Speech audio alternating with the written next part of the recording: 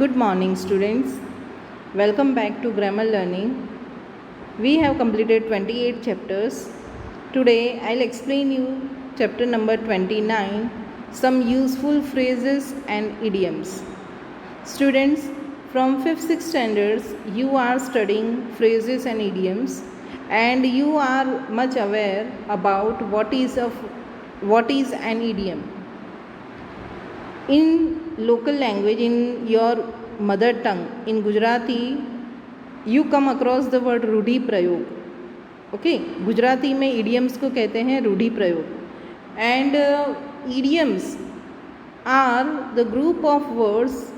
They have different meaning, but as an idiom, the meaning is different. So let's start learning phrases and idioms. As I told you, you know what is a phrase. Phrase is a group of words. And we will learn the correct usage of some very expressive phrases. Expressive phrases means which express some meaning. First of all, learn idioms. Idiom can be defined as a number of words which, when taken together, have a different meaning from the individual meaning of each word. What is an idiom? It is a group of words. A number of words are there in a group, and which, when taken together, when the words are taken together, they have different meaning from the actual words, from the actual meaning of each word. Understood? See the example.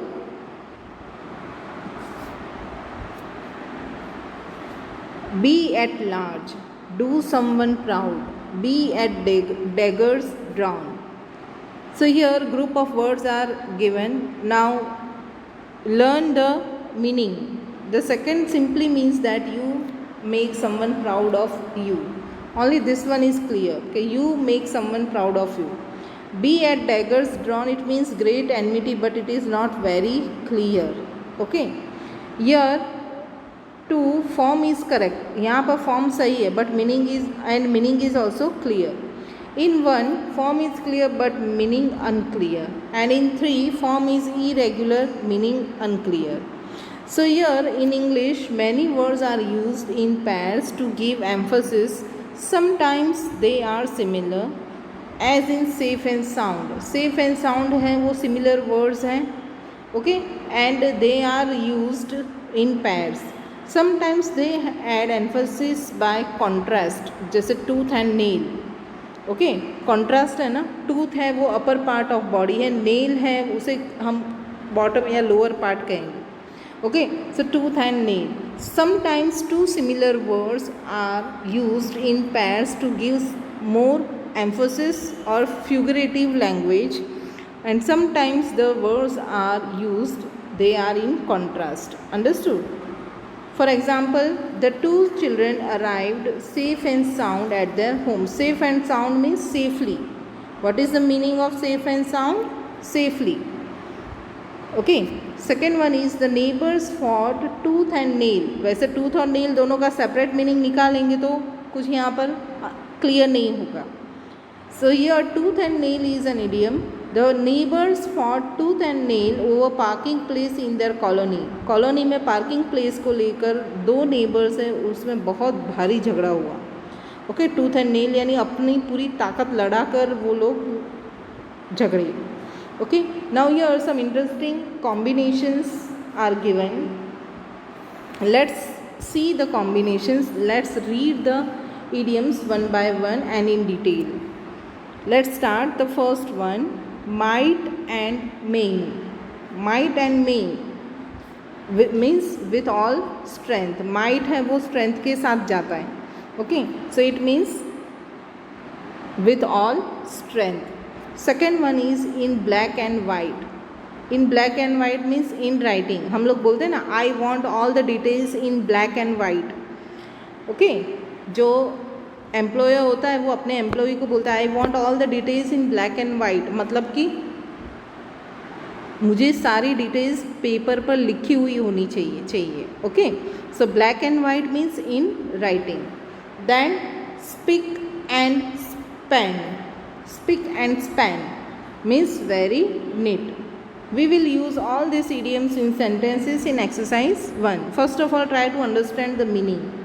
Spick and span means very neat, very neatly. Then next one is wear and tear. It means damage sustained as a result of ordinary use. After the ordinary use also the damage is sustained, यानी अपने को टिका कर रखा है. Okay, next one is hard and fast. ये तो काफ़ी सारे बच्चे जानते हैं. ओके, बहुत हार्ड एंड फास्ट नहीं है, ऐसे हम लोग बोलते हैं ना, but in its meaning is strict rules. Okay, strict rules यानी कि बहुत ज़्यादा strict rules. Hello and hearty, it means very healthy.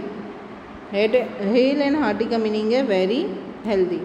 You and cry, loud protest. Okay, the people attacked the president with hue and cry means loud protest. Then next one is fits and starts. What is the meaning of fits and starts? Doing work in bits not continuously, यानी कि अलग अलग batches में काम करना, continuously काम नहीं करना. That is called fits and starts. The next one is odds and ends. It means miscellaneous things. Miscellaneous things मतलब अलग अलग तरह की things. Okay, कुछ समझ में ना आए इस तरह की things, miscellaneous. Okay, next one is first and foremost. It means the most important point. First and foremost. To protect the government property is our first and foremost duty. हम लोग बोलते हैं ना, first and foremost means the most important point. Then next one is heart and soul. It means pull all your efforts in some work. ऐसा बोलते हैं ना, I put my heart and soul to complete this project. ये project को complete करने के लिए मैंने मेरी आत्मा और मेरा दिल दोनों रख दिए. It means I put all my efforts to complete this work. Then next one is by leaps and bounds. By leaps and bounds means at great speed. Corona cases are increasing by leaps and bounds, है ना. Cases हैं Covid के, वो बहुत ही ज़्यादा speed से बढ़ रहे हैं. Understood. Next one is rank and file. Rank and file means from the highest to the lowest, यानी कि in descending order. Rank and file from highest to the lowest. Next one is head and shoulder. Head and shoulder. What does it mean? Much above others in qualities and abilities. यानी दूसरों से ज़्यादा qualities and abilities होना. Okay. Then next one is ways and means. What does it mean? Methods used. Ways and means. What are the ways and means of getting good marks? Okay, ways and means methods used. Okay, now see the exercises. Exercise number 1, fill in the blanks with the pairs given to you above. Means you have to use the 15 pairs which are given and which I have explained you. Let's read, let's start. Answers are already visible, so you will understand and write down in your textbook. The roads in Delhi are so bad that even the best cars cannot stand up to the dash of driving on them. So what will be the answer? Wear and tear. And what is the meaning of wear and tear? Damage sustained as a result of ordinary use. It means कि दिल्ली के roads की हालत इतनी ख़राब है कि जो best cars हैं वो भी अगर उस पर चलाए जाए बेस्ट कार्स, तो वो भी अपने आप को सस्टेन नहीं कर पाएंगी. ओके, यानी कि डैमेज होने से रोक नहीं पाएंगी. The best cars will be damaged if driven on the roads of Delhi. Understood? First one. Second one is he tried to find ways and means to get over the dilemma he was facing. Dilemma means ऐसी condition जहाँ पर तुम बहुत चिंता में हो, बहुत बड़ी आफत, मुसीबत. He tried to find dash to get over the dilemma he was facing.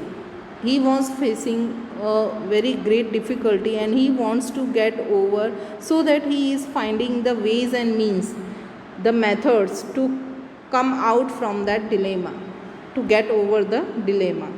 Okay यानी कि वो अपनी जो आफत उस पर आ गई है उसमें से बाहर निकलने का रास्ता ढूंढ रहा है. Third one is Ramesh studies in dash and can not do well in the coming board exams. So here the answer is fits and starts. Fits and starts means continuously नहीं पढ़ रहा है वो, ओके बैचेस में पढ़ रहा है, यानी कि कभी पढ़ता है कभी नहीं पढ़ता है ऐसा. So that he cannot do well in the coming board exams. For board exams you should have the perfect timetable which you have to follow every day. But here Ramesh does not study regularly. Fits and starts means he is not doing the work continuously, so that he cannot do well in the coming board exams. Understood? Fourth one, Sachin Tendulkar stands dash above all the present cricketers. Okay, so here the answer is head and shoulders. So what is the meaning of head and shoulders? Means great responsibilities and abilities much above others. दूसरों से ज़्यादा abilities और responsibilities रखना, that is called heads and shoulders. So Sachin Tendulkar has more qualities and abilities as compared to other cricketers. Okay. Fifth one, he wanted the agreement to be in dash before he signed the project. So answer is black and white. हम लोग चाहे कितना भी technology use करें, but still अभी तक ये जो डॉक्यूमेंटेशन होता है ना वो ब्लैक एंड वाइट में भी होता है, पेपर पर, ऑन पेपर भी होता है ना. सब लोग पूछते हैं ना ऑन पेपर कौन है इसका मालिक. ऑन पेपर मीन्स डॉक्यूमेंट में कौन है उसका मालिक, and document is to be in black and white. So what is the meaning of this sentence? He wanted the agreement on paper before he sign the project. Understood? Sixth one is he put his heart and soul. He put his heart and soul in the project and soon completed it. He put his heart and soul means उसके सारे efforts उसने डाल दिए हैं. He put his heart and soul in the project and soon completed it. उसने सारे tries अपने efforts कर लिए and soon completed it. Next one is 7 number. Nalini is very house proud. House proud means घर रखो, जो घर को संभाल कर चलती है. Nalini is very house proud. Everything in her house is spick and span. Spick and span का मीनिंग है very neat. Everything in her house is very neat. जो भी घर को संभाल कर चलते हैं ना, their house is spick and span. Understood? 8 number. Even at the ripe old age of 80, he is hale and hearty and suffers from no ailment. Hale and hearty का meaning होता है very fit.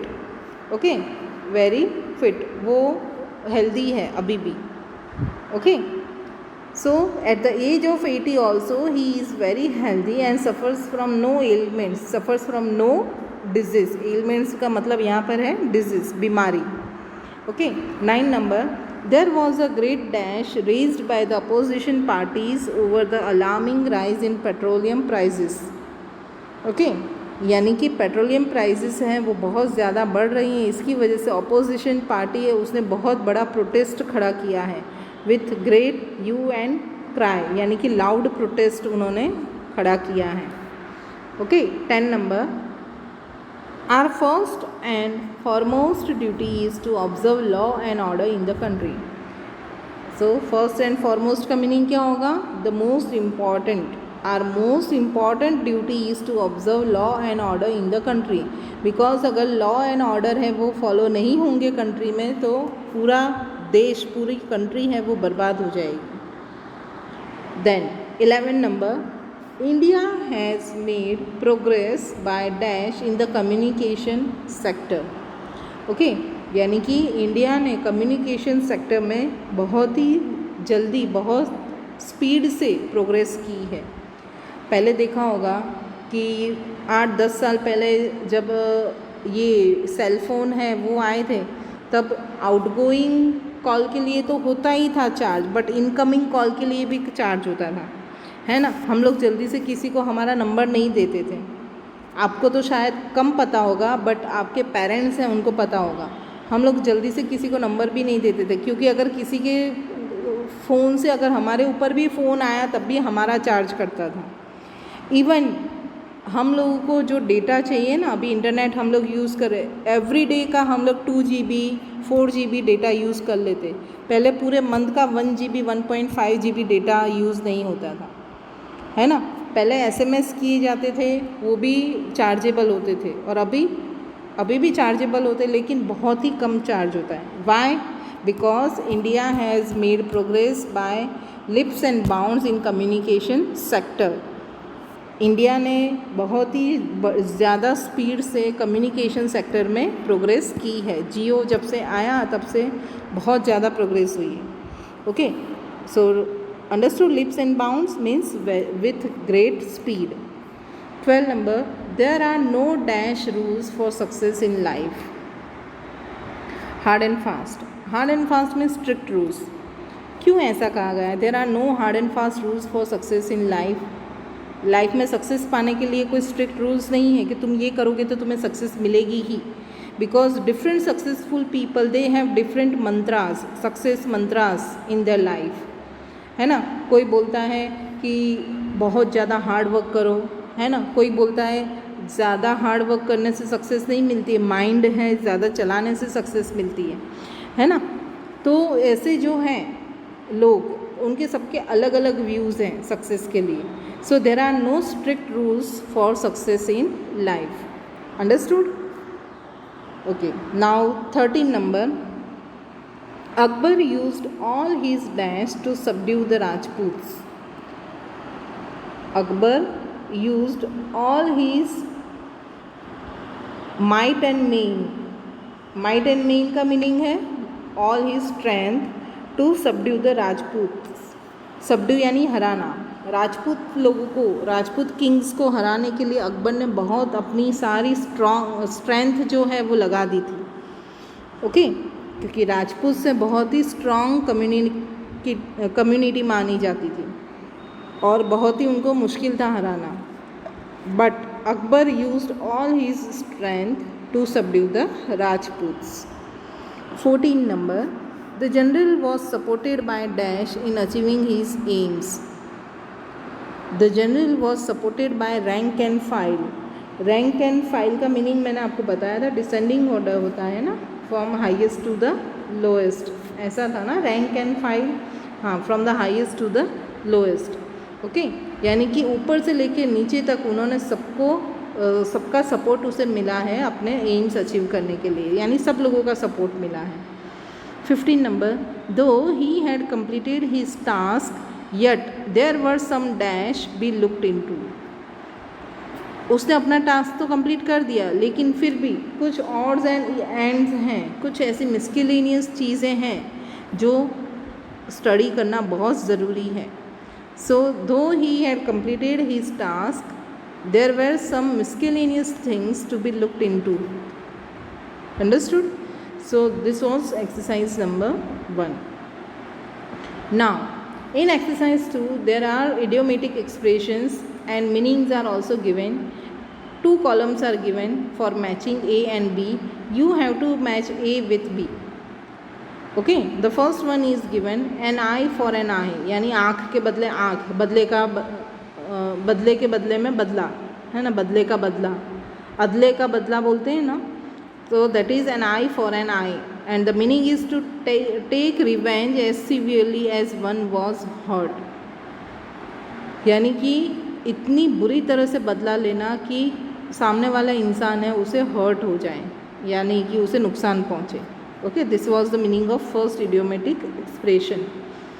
Second one, an old hand. An old hand. What is the meaning of an old hand? An experienced person. I took the help of an old hand. यानी कि मैंने एक experienced person की help ली. Understood? An old hand. Third one is an old head on your shoulders.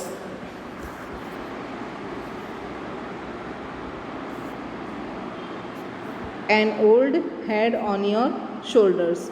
उसका meaning क्या है? Wisdom in a very young person. यानी कि यंग शोल्डर का मतलब है यंग पर्सन और ओल्ड हेड का मतलब है बहुत सारा एक्सपीरियंस. ओके, तो wisdom in a very young person. He is an old head on young shoulders. वो इतनी छोटी उम्र में बहुत ज़्यादा विजडम रखता है. इसका मीनिंग ये हुआ. Next one is 4 number, to have a finger in every pie. यानी कि हर एक चीज़ में दखल अंदाजी करना, है ना. To have a finger in every pie. हर एक पाई, जो पिज़्ज़ा होते हैं ना उसके जो अलग अलग हम लोग कट्स करते हैं, वो हर एक कट को क्या बोलेंगे? पाई. ओके, हर एक पाई में अपनी फिंगर रखना, यानी कि हर एक को उसने छेड़ा. इट मीन्स टू इंटरफेयर और be concern with many things. कुछ लोग होते हैं ना जिन्हें दूसरों की बातों में इंटरफेयर करने का बहुत ही शौक़ होता है और वो बहुत ही कंसर्न रखते हैं उनकी फालतू की चीज़ों से. Okay, so to have a finger in every pie का मीनिंग है टू इंटरफेयर और be concern with many things. 5 number, to put up with. I have to put up with the heat of the summer. Okay, यानी कि tolerate, सहन करना. I have to put up with him to leave my life. Okay, उसके साथ रहने के लिए मुझे ये सारी चीज़ें सहन करनी ही होगी. तो to put up with means to tolerate. Next one is to see through. To see through का मतलब है to understand. I cannot see through the matter, यानी कि I cannot understand the matter. Okay, so see through मतलब किसी चीज़ को समझना. 7 number, to cut a sorry figure. To cut a sorry figure means to create a bad impression. Impression अपने जमाते हैं ना, किसी के सामने बहुत अच्छी और किसी के सामने बहुत अच्छी जमाने जाते हो बुरी हो जाती है. Okay, so to cut a sorry figure का मतलब है to create a bad impression. Next one is to find fault with. 8 number, to find fault with, यानी कि हमेशा किसी और में कमियां निकालते रहना, उसे ब्लेम करते रहना. It means to blame. To find fault with means to blame. Next one is to hit below the belt. It means to use unfair means to harm someone. पीठ के पीछे छुरा भोंकना बोलते हैं ना हम लोग. To hit below the belt यानी कि बहुत ही गलत तरीक़ों से किसी को नुकसान पहुंचाना. Then to pay through the nose. To pay through the nose यानी कि टू पे एन एक्सेसिव प्राइस, बहुत ज़्यादा भारी कीमत चुकाना. That is called to pay through the nose. Understood?